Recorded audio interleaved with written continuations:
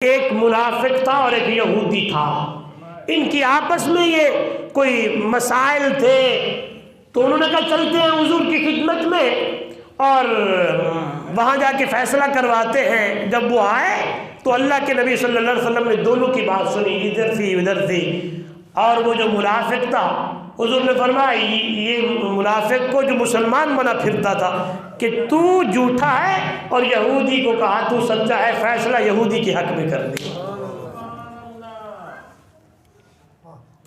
جج ہو تو ایسا ہو، جج ہو تو ایسا ہو۔ آج کے جج تو نہیں ہو، جس نے قتل کیا وہ باہر پھرتا ہے، جو مقتول ہو گئے اس کو اندر ٹھوک دیا، جو چور ہے وہ باہر ہے، جس کی ہو گئی وہ اندر ہے۔ بس عجیب۔ اللہ معاف فرمائے۔ آئیے تو منافق نے کہا حضور صلی اللہ علیہ وسلم سے نعوذ باللہ بھول ہو گئی ہوگی، چلتے ہیں، جاتے جاتے عمر سے فیصلہ کرواتے، عمر کو بتاتے رضی اللہ تعالیٰ عنہ۔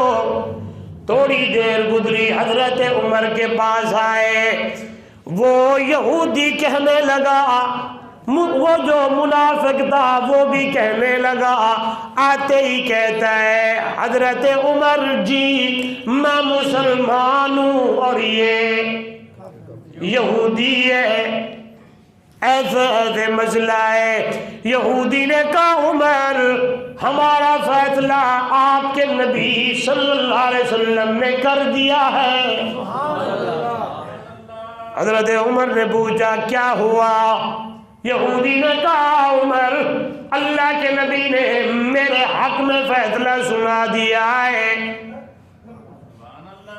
منافق سے پوچھا ہاں بھئی کیسی بات ہے؟ اس نے کہا ہاں بات تو ایسی ہے، ہو سکتا ہے نعوذ باللہ حضور صلی اللہ علیہ وسلم خیال میں بیٹھے ہوں، ایسے بات کر دی۔ اللہ اکبر۔ حضرت عمر نے فرمایا ٹھیک ہے رکو میں گھر جاتا ہوں، آگے تمہارا فیصلہ کرتا ہوں۔ یوں ہی اندر گئے، اندر جاتے ہوئے جناب عمر نے ہاتھ میں تلوار لی ہوئی ہے، آتے ہی منافق کی گردن تن سے جدا کر دیتے ہیں، اور ادھر اعلان کرتے ہوئے فرمایا دنیا والو، دنیا والو، جس کو میرے نبی کا فیصلہ منظور نہیں ہے عمر یہی فیصلہ کرے گا۔ منافق جمع ہوئے، وہ بھی جم گھٹا کر کے آئے، آگے کہنے لگے یہ دیکھو یا رسول اللہ صلی اللہ علیہ وسلم عمر نے قتل کر دیا ہے۔ فرش زمین پر یہ باتیں ہونے لگی ہیں، آئی سنیائی ہونے لگی ہے، بات سنی جا رہی ہے، ابھی یہ زمین کے اوپر باتیں ہیں، آسمانوں سے جبرائیل قرآن لے کے آ گیا، فلا وربک لا یؤمنون حتی یحکموک فیما شجر بینہم۔